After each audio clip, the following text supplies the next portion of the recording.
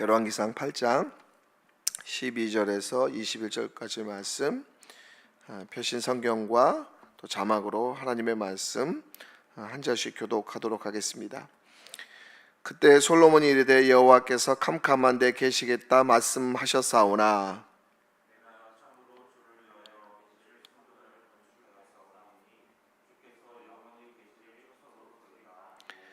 얼굴을 돌이켜 이스라엘의 온 회중을 위하여 축복하니 그때 이스라엘의 온 회중이 서 있더라.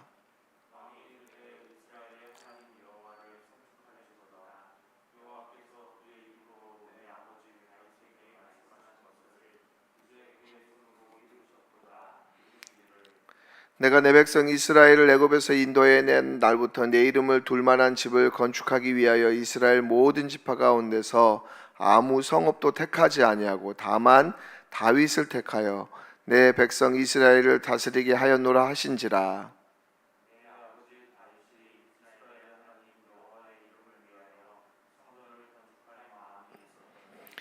여호와께서 내 아버지 다윗에게 이르시되 네가 내 이름을 위하여 성전을 건축할 마음이 있으니 이 마음이 내게 있는 것이 좋도다.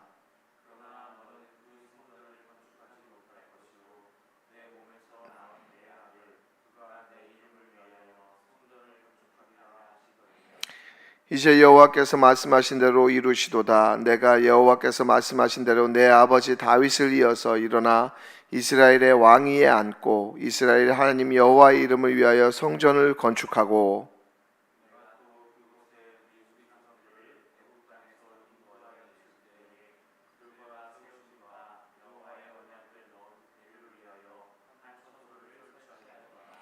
아멘.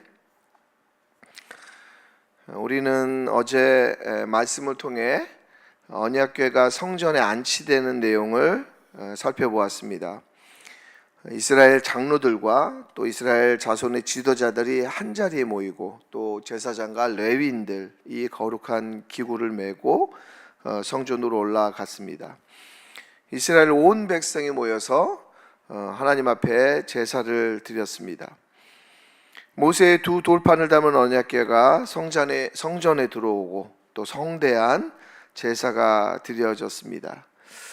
5절 말씀에 보니까 양과 소로 제사를 드렸는데 그 수가 많아 기록할 수도 또 셀 수도 없었다라고 말씀하고 있습니다.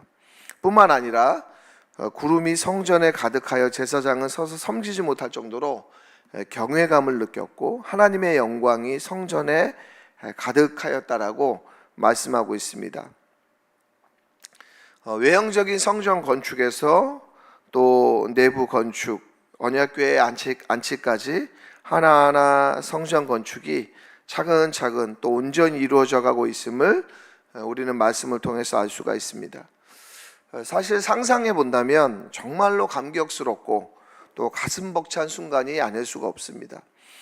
하나님의 백성으로서 이스라엘 민족이 힘을 모아 성전을 건축하고 또 제사를 드리고 언약궤를 안치하고 하나님의 임재를 경험하는 이 모든 순간은 이스라엘 백성들에게 정말 커다란, 모두에게 있어서 커다란 감격이고 또 기쁨의 순간이 아닐 수가 없습니다. 이어서 오늘 우리가 살펴보게 되는 이 말씀은 솔로몬 왕이 성전을 짓고 이스라엘 백성들을 향해 연설하는 그러한 장면입니다. 일종의 성전 봉헌사를 솔로몬 왕은 백성들 앞에서 하고 있습니다. 온 백성들이 오늘 말씀 보니까 일어서서 듣고 있습니다.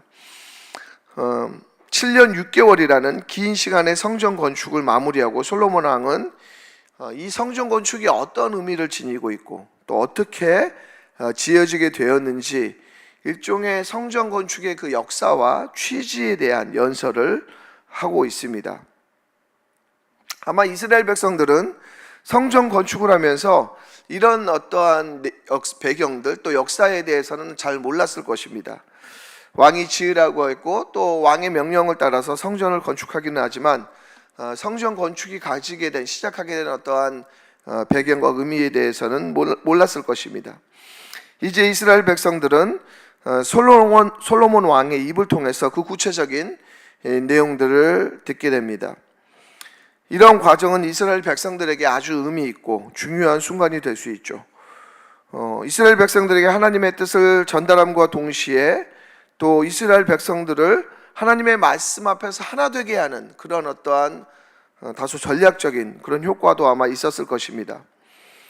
외형적인 성전 건축에만 그치는 것이 아니라 성전 건축이 가지고 있는 그 의미와 또 가치, 정신을 전할 수 있고 들을 수 있다는 것은 아주 소중한 순간이 아닐 수가 없습니다. 성전 건축이 어떻게 시작하게 되었고 또 하나님께서는 이 성전 건축에 대해서 어떠한 마음이었는지에 대해서 솔로몬 왕은 이스라엘 백성들에게 알릴 필요가 있습니다. 먼저 15절 말씀 보니까 솔로몬 왕은 먼저 하나님 앞에 감사와 송축을 드리면서 말씀하고 있습니다. 왕이 이르되 이스라엘 하나님 여호와를 송축할지로다. 여호와께서 그의 입으로 내 아버지 다윗에게 말씀하신 것을 이제 그의 손으로 이루셨도다 이르시기를. 이렇게 연설은 시작하고 있습니다. 이것은 자신의 힘과 기획으로 이 성전 건축이 이루어진 것이 아니라 하나님의 입을 통해서 이루어진 것이고 또 선조인 다윗에게 말씀하신 내용의 어떤 그 말씀의 성취임을 솔로몬은 말하고 있습니다. 솔로몬 왕은 성전 건축을 두 가지와 연결시키고 있는데 하나는 성전 건축을 다윗 왕과 맺은 언약과 연결시키고 다른 하나는 이스라엘을 구원한 출애굽 사건과 연결시키고 있습니다. 솔로몬 왕은 먼저 하나님께 경배와 송축을 올린 후에 하나님 말씀의 성취로서 이루어진 것임을 말씀하고 있습니다. 15절 말씀에 다윗에게 말씀하신 것을, 그리고 20절 말씀에 말씀 보니까 여호와께서 말씀하신 대로 이루시도다. 내가 여호와께서 말씀하신 대로라고 이야기합니다. 그러니까 하나님께서 말씀하신 대로 성전이 건축되었다라고 말씀하고 있습니다. 먼저 솔로몬 왕은 주님이 다윗과 맺은 언약이 이스라엘을 애굽에서 구원한 것에 기초하고 있음을 말씀합니다. 16절 말씀 보니까 내가 내 백성 이스라엘을 애굽에서 인도해낸 날부터 라고 말씀하고 있고, 또 21절 말씀에 우리 조상들을 애굽 땅에서 인도하여 내실 때 라고 얘기하고 있습니다. 그러니까 이 솔로몬 왕은 봉헌사의 그 시작과 또 마무리를 이 출애굽 사건과 연결시키고 있습니다. 뿐만 아니라 우리가 어제 들었던 그 말씀을 보면 이 성전 봉헌이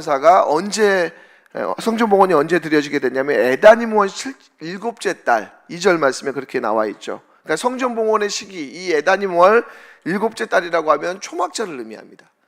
초막절은 바로 이스라엘의 어떤 해방을 기념하는, 방랑이 끝나고 이제 안식으로 들어가는 그 유대인의 3대 절기 중에 하나인 이 초막절을 기념하는 시기에 이 성전 봉헌을 하고 있다는 것 자체가 벌써 이 성전 봉헌의 역사적 근거를 출애굽에 두고 있는 내용임을 우리는 알 수가 있다는 것입니다. 그러니까 이 성전 봉헌은 단순히 화려한 건물 하나를 짓는 것, 종교적 제사를 위한 공간 마련을 넘어서서 이스라엘 민족의 해방과 구원이라는 그 출애굽 사건과 관련되고, 이것은 바로 이스라엘 민족의 어떤 정체성을 드러내는 것임을 우리가 알 수가 있다는 것입니다.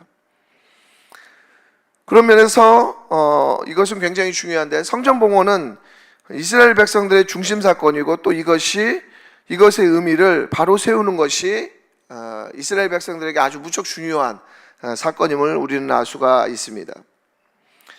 여러분, 바른 그 역사적 근거를 갖는다는 것이 얼마나 중요한 것일까요?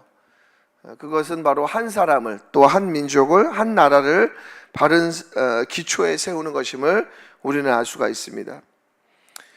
사실 지금 우리나라 가운데서 일어나는 여러 가지 어떤 이념 논쟁이라든지 역사 논쟁, 그런 것들의 내용을 볼 때 이것이 얼마나 우리나라의 어떤 근간과 정체성을 흔드는 굉장히 우려스러운 부분이 아닐 수가 없습니다. 저도 다시금 이러한 상황들을 보면서 우리나라의 그 헌법의 내용들을 다시 보게 되는데, 헌법에 나와 있는 내용들을 자의적으로 해석하거나 그 내용을 부정하는 일들이 벌어지고 있고 그 근간을 흔드는 것은 우리의 정체성을 흔드는 굉장히 중요한 부분이 아닐 수가 없습니다. 솔로몬 왕은 성전 건축이 다윗과 맺은 언약의 성취이면서 이것은 바로 출애굽 유산과 관련된 일임을 연결시키고 있다는 것이고, 또 그것은 바로 하나님의 구원 행위의 어떤 신실함을 나타내주고 있는 말씀이라고 할 수가 있습니다. 물론 이것은 하나님께서 말씀하신 것의 성취이기도 하지만 또한 솔로몬 왕 자신이 말씀대로 이것을 감당했다라고 오늘 말씀에 기록하고 있습니다.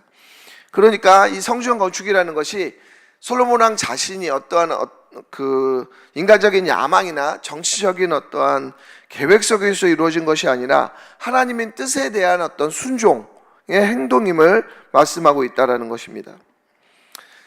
사실 많은 경우 하나님의 뜻대로 한다고 또 말씀대로 한다고 하는 일들이 실제로는 개인적인 야심과 인간적인 실수로 진행되는 경우들이 많은 것들을 우리는 비일비재하게 보게 됩니다. 자신들의 이익을 위해서 말씀을 이용하는, 말씀을 의미를 거기에다 덧붙여서 사업을 할 때가 왕왕 있다라는 것이죠. 이번 주에는 저희 통합 측 총회가 명성교회에서 있었습니다. 사실 명성교회가 세습을 했고 또 그 세습으로 인해서 한국교회 전체에 많은 부담을 줄 뿐만 아니라 또 매스컴에서 또 등장해서 사회에도 부담을 주는 그러한 일들이 우리 가운데 있었습니다. 그랬던 그 명성교회에서 총회를 하는 것에 대해서 또 반대하고 그것을 저지하기 위한 기도회와 여러 움직임들이 있었는데요. 사실 그 교회에서 하는 많은 일들 또 총회에서 다뤄지는 것들을 보면 말씀대로 또 말씀에서 이루어지는 것들을 인용해서 하는 것들이 많은 것들을 보게 됩니다. 그럼에도 불구하고 이러한 일들을 강행하고 또 힘과 돈으로 밀어붙이는 그러한 것들을 볼 때 참 많이 아쉽고 안타까운 것들을 느끼게 되는 그러한 시대를 우리가 살아가게 됩니다. 사실 위임받은 자로서의 정체성을 우리는 잃어버릴 때 많은 경우 이렇게 교만해지는 것들을 보게 되죠. 종교의 영역이든 정치의 영역이든 섬김과 봉사의 정신을 상실하고 또 굴림과 지배의 방식으로 변화되는 것들을 우리는 목도하고 있습니다. 솔로몬 왕은 21절 말씀에서 이 성전 봉헌사를 마무리하면서 성전의 핵심에 언약궤가 있음을 말씀하고 있습니다. 우리 21절 말씀을 다시 한번 읽어보도록 하겠습니다. 읽겠습니다. 시작. 내가 또 그곳에 우리 조상들을 애굽 땅에서 인도하여 내실 때에 그들과 세우신 바 여호와의 언약을 넣을 궤를 위하여 한 처소를 설치하였노라 라고 말씀하고 있습니다. 그 언약궤에는 무엇이 들어있나요? 그 언약궤는 바로 십계명의 두 돌판이 있고 또 언약궤는 성전 안 지성소에 안치되어 있는 것들을 보게 됩니다. 오늘 말씀이 우리에게 시사하는 바가 있습니다. 그것은 먼저 하나님께서 이스라엘 백성들을 출애굽을 통해서 구원하신 것처럼 우리 또한 예수 그리스도의 보혈로 구원받은 자임을 깨닫고 또 그 은혜와 사랑이 우리의 정체성임을 깨닫는 것입니다. 우리의 정체성은 바로 예수 그리스도의 보혈로 인한 구원에 있다는 것입니다. 우리의 존엄함, 우리의 가치와 의미는 바로 예수 그리스도의 십자가 사랑과 구원에 있음을 기억해야 합니다. 바로 다윗이 시편 51편 가운데서 그가 왕이었음에도 불구하고 구원의 즐거움을 회복해달라고 기도했던 것처럼 우리가 죄에서 우리의 정체성은 바로 우리를 죄에서 구원하신 십자가에 있음을 우리는 기억해야 할 것입니다. 우리는 얼마나 자주 넘어지고 흔들리는지 모릅니다. 우리의 정체성이 우리의 지식, 우리의 배움, 우리의 배경, 우리의 소유에 따라서 정해지는 것처럼 또 그것이 흔들려져 갈 때 낙심하고 힘들어하기도 하는 것들이 우리의 연약한 모습입니다. 그러나 우리의 정체성은 예수 그리스도와의 그런 언약 관계에 있다는 것이죠. 예수 그리스도 통해 우리는 새로운 피조물이 되고 그분 안에서 우리는 자유함을 얻습니다. 물론 우리는 여전히 죄된 본성 가운데 있고 또 그로 인한 영향력 가운데서 자유롭지 못하지만 우리는 예수 그리스도를 믿음을 통해서 하나님의 형상이 회복되고 참된 구속과 구원의 삶을 살아갑니다. 그리고 그 하나님 나라를 누리고 경험하는 것이 우리에게 있어서 진정한 복이고 기쁨이라는 것입니다. 이런 언약 관계의 지속은 바로 말씀대로 살아갈 때 주어지는 특권입니다. 우리의 이기심과 욕심을 말씀에 이용하는 것이 아니라 하나님의 말씀대로 우리 자신을 내어주는 삶을 통해서 언약 관계의 풍성함을 누려갈 수 있을 것입니다. 우리는 말씀을 대할 때 여러 가지 이유와 합리화가 많은 것 같아요. 오히려 말씀 안에 우리 자신을 내려놓는 것이 아니라 말씀이 있을 때 여러 가지 상황과 핑계들을 댈 때가 많습니다. 그러나 하나님께서 우리의 주인이고 인도자심을 믿는다면 말씀이 우리를 다스리도록 해야 할 것입니다. 오늘도 그 언약 관계의 기쁨을 누리고 맛보는 우리 모든 다드림의 성도님들이 되시길 소망합니다. 이 시간 합심 기도문을 함께 드린 이후에 개인 기도의 시간을 갖도록 하겠습니다. 함께 기도합니다. 지금도 말씀하시는 주님, 우리가 주님의 말씀대로 살아가기를 원합니다.